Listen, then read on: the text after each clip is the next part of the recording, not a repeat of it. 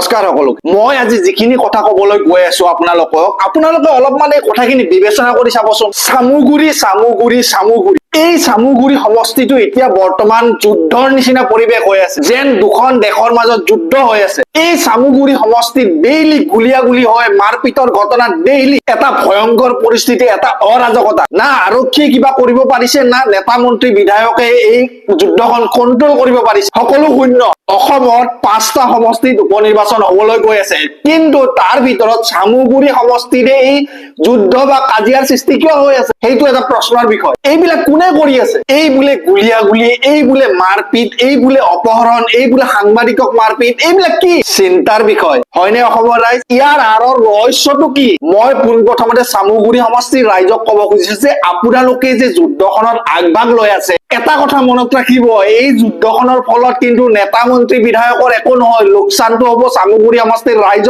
সাধাৰণ জনতাৰ আপোনালোকৰ নিচিনা খাটি খোৱা লোকৰহে লোকচান হ'ব আপোনালোকে নিজে এবাৰ ভাবি চাওকচোন নিৰ্বাচনী হিংসাসমূহত নেতা মন্ত্ৰী বিধায়ক বা প্ৰাৰ্থীগৰাকীৰ কিবা হয় জানো হস্পিটাল কোন যাব লগা হয় এই বুথত বহি থকা সাধাৰণ খাটি খোৱা কাৰ্যকৰ্তাসকল যেতিয়া এই মাৰপিট বা গুলিয়াগুলিৰ ফলত যেতিয়া হস্পিটালত এডমিট হৈ বহি থাকে তাক কিন্তু খবৰ লবলৈ নেতা মন্ত্ৰী বিধায়ক নাযায় আৰু যেতিয়া ঘৰৰ মানুহ এজন যেতিয়া হস্পিটালত পৰি থাকে তাৰ গোটেই বুজাটো পৰে পৰিয়ালৰ লোকৰ ওপৰত অলপ ভাবি চাবচোন আপোনালোকে কথাটো হয় নে নহয় আৰু এটা কথা বহুত লক্ষণীয় কথা যে সামুগুৰি সমষ্টিৰ যে নিৰ্বাচনত যে এই নেতা মন্ত্ৰী বিধায়কসকলে ডাঙৰ ডাঙৰ ভাষণ দি আছে তাত কিন্তু ডেভেলপমেন্টৰ কথা এটাও নাই লক্ষ্য কৰিছেনে আপোনালোকে তাত কি চলি আছে হিন্দু মুছলিম চলি আছে অকল কি কংগ্ৰেছ কি বিজেপি সকলোৱে ধৰ্মীয় ৰাজনীতি কৰি আছে ডেভেলপমেন্টৰ কথা কিন্তু কোনো একো নকয় আজি অসম চৰকাৰৰ ডাটা অনুসৰি 6.1% নিবনুৱা আছে অসমত প্ৰায় 22 লাখ নিবনুৱা অসমত আছে সেইটো মই কোৱা ডাটা নহয় এটা সৰকাৰি ডাটা সেই 22 লাখ নিবনুৱাৰ ভিতৰত সামুগুৰি সমষ্টিত কেইজন নিবনুৱা আছে তাৰ কিবা ডাটা আছে নে হাইয়েষ্ট নিবনুৱা সামুগুৰি সমষ্টিত আছে সেইবিলাক কোনে এনালাইজ কৰিব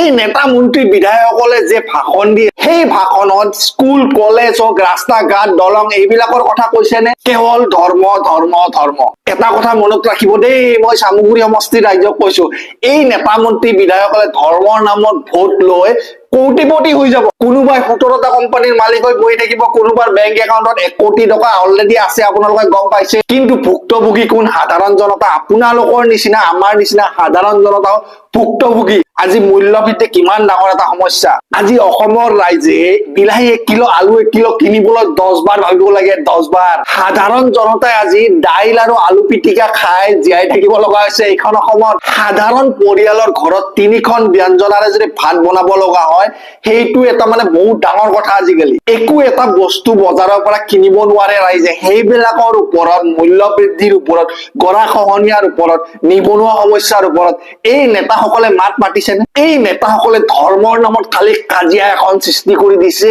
আৰু কাজিয়া এখন সৃষ্টি কৰি দিয়াৰ ফলত লোকচান কাৰ হৈছে সাধাৰণ জনতাৰ এটা ভয়ংকৰ পৰিস্থিতি সামুগুৰি সমষ্টিৰ ভৱিষ্যতক লৈ কোনোবা এজন নেতা বা এই প্ৰাৰ্থী সকলৰ মাজত কিবা এটা ভিজন আছে নে যে সামুগুৰি সমষ্টিৰ অহা 5 বছৰৰ ভিতৰত কিমানখিনি ডেভেলপ হ'ব একো নাই জিৰ' এই 5টা সমষ্টিতে উপনিৰ্বাচন হৈ আছে কিন্তু আটাইতকৈ হিংসাত্মক কাম হৈ আছে সামুগুৰি সমষ্টি মই সামুগুৰি সমষ্টিৰ ৰাইজক ক'ব খুজিছো যে এই নেতা মন্ত্ৰীসকলে আপোনালোকৰ ব্ৰেইন ৱাছ কৰি দিছে এফালে যদি কংগ্ৰেছ এফালে বিজেপি দুইজনৰ মাজত তুমুল সংঘৰ্ষ হৈ আছে আৰু ফলত মাজত কোনে মৰিছে সাধাৰণ জনতা এনেকে পিছি আছে মানে বুজি পালে সামুগুৰি সমষ্টিৰ ৰাইজ অলপমান ভাবি চাবচোন কথাটো ৰাইজক সাধাৰণ ৰাইজক আচলতে লাগে কি সাধাৰণ ৰাইজক লাগে এটা সুখৰ সংসাৰ কেনেকে চলিব পাৰি এটা আমাক বেছি বস্তু নালাগে একো আমাক আলু পিয়াজৰ দামটো কম কৰি দিয়ক খোৱা বস্তুৰ দামটো অলপমান মূল্য বৃদ্ধিটো কম কৰি দিয়ক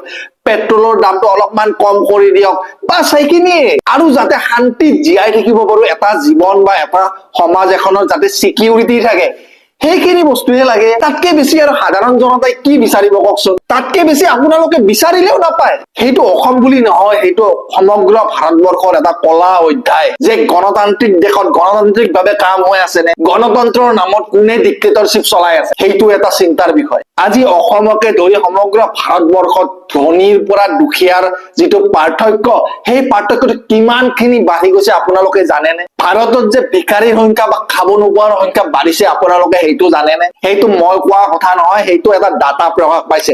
সেই ডাটাত উল্লেখ আছে যে ভাৰতৰ স্থান নেপাল বাংলাদেশৰো তলত। এনেকুৱা পৰিস্থিতি ভাৰতত, খাব নোপোৱা ভিকাৰীৰ সংখ্যা দিনে দিনে বাঢ়ি আছে। এটা লাজৰ বিষয়, এটা চিন্তাৰ বিষয়। ভাৰত বা অসমৰ ভৱিষ্যত কোনপিনে গৈ আছে? ডাঙৰ ডাঙৰ নেতাসকলে ডাঙৰ ডাঙৰ কথা কয়, 5,000 কোটি, 1 লাখ কোটি, 20 লাখ কোটি, লাখ লাখ কোটি টকাৰ কথা কয়, কিন্তু সাধাৰণ জনতা একো দেখাই নাপায় আশে পাশে কি চলি আছে। সাধাৰণ জনতা এটাই বস্তু বিচাৰে যে ঘৰৰ ৰাস্তাটো ভাল হওক, এই মেইন ৰাস্তাটো, ৰোডটো ভাল হওক, ৰাস্তাটো ভালকে বনাওক। সেইবিলাক কামো নহয় এই চৰকাৰৰ দ্বাৰা।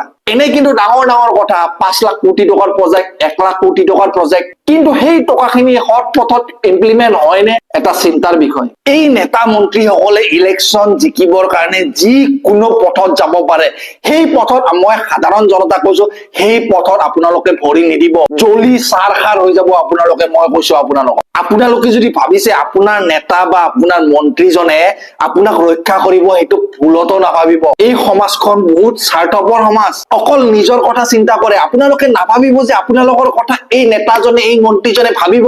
সেইটো এটা সপোন। নিজৰ পৰিয়ালৰ বাহিৰে আপোনাক আপোনাৰ বন্ধুও চাব নাহে। মই কৈছো নহয়, সকলো এৰি দিব। গতিকে চামুগুৰি সমষ্টিৰ ৰাইজক মই আকৌ এবাৰ অনুৰোধ কৰিছো যে আপোনালোকে এই কাজিয়াৰ সমূহ বা এই গুলিয়াগুলি, এই মাৰপিট, এই অপহৰণ, সেইবিলাক কাণ্ডত আপোনালোকে নপৰিব, জ্বলি চাৰখাৰ হৈ যাব আপোনালোকে। এই নেতা মন্ত্ৰী বিধায়কসকলে উচতাই দিয়াত ভাল, যা তহঁতে এই গাড়ী কেইখন ভাঙি দে, যা তহঁতে এই কামটো কৰি দে, মই চাই ল'ম। কিন্তু লাষ্টত গৈ কোনো একো নাচায়। এই সাধাৰণ যিটো কাৰ্যকৰ্তাসকল আছে, তেখেতসকলে বছৰ বছৰ ধৰি জেলত পৰি থাকে, কিন্তু সেইবিলাক বাতৰি নিউজ চেনেলত প্ৰকাশ নাপায়। গতিকে এইবিলাক কামৰ পৰা যিমান পাৰে সিমান দূৰত থাকক। আৰু ডেভেলপমেন্টৰ কথা ভাবক। এই যে নেতা মন্ত্ৰী বিধায়কসকলে যে ভাষণ দিব আহে, ডাঙৰ ডাঙৰ ভাষণ দিয়ে, একদম অভিনয় কৰাৰ নিচিনা, একদম নাচি দিব, এই কৰিব, সেই কৰিব, কোনোবাই গান গাব, এই নানানটা মানে একেবাৰে। আৰে বাবা, আমি তাত ফাংচন চাব অহা নাই, আপোনালোকে তাত ৰাজনীতি কৰিব আহিছে। আৰু ৰাজনীতিৰ কথা কওক, যে ডেভেলপমেন্টৰ কথা কওক, সমষ্টিটোৰ কাৰণে কি কৰিব, আপোনালোকৰ তাত ডান্স কৰি, গান গাই, সেইবিলাক কৰি লাভ নাই। আমাক সেইবিলাক লাগে নেকি? আমাক ভাল ৰাস্তা এটা লাগে, ভাল দলং এখন লাগে, ভাল স্কুল এখন লাগে, ভাল কলেজ এখন লাগে, ডেভেলপমেন্ট লাগে। আৰু আপোনালোকে তাত কি কৰি আছে? ডান্স কৰি আছে, গান গাই আছে। এইবিলাক কি, কিহৰ ৰাজনীতি এইবিলাক? মানে এটা ভয়ংকৰ পৰিস্থিতি। গতিকে মই সমগ্ৰ অসমবাসী ৰাইজ আৰু চামুগুৰি সমষ্টিৰ ৰাইজক মই এটাই কথা কব খুজিছো যে আমি সজাগ হব লাগিব। নহলে কি কৰিব, এই নেতা মন্ত্ৰী বিধায়কসকলে আমাক টুপিটো পিন্ধাই থৈ দিব, আমি একো দেখাই নাপাওঁ, মানে অন্ধ হৈ থাকো। আৰু এই নেতা মন্ত্ৰী বিধায়কসকলে বছৰ বছৰ ধৰি ৰাজত্ব কৰি সম্পত্তিৰ পাহাৰ গঢ়ে, আৰু সাধাৰণ জনতাই দালি 1 কিলো, পিঁয়াজ 1 কিলো কিনিবলৈ 10 বাৰ ভাবিব লগা। গতিকে ৰাইজে সজাগ হব লাগিব, আৰু আমি সজাগ হব লাগিব, সাধাৰণ জনতা সজাগ হব লাগিব। গতিকে অসমৰ ৰাইজক মই এইখিনিয়ে কব লগা আছিল। লগ পাম অন্য এটা ভিডিঅ'ত। ধন্যবাদ।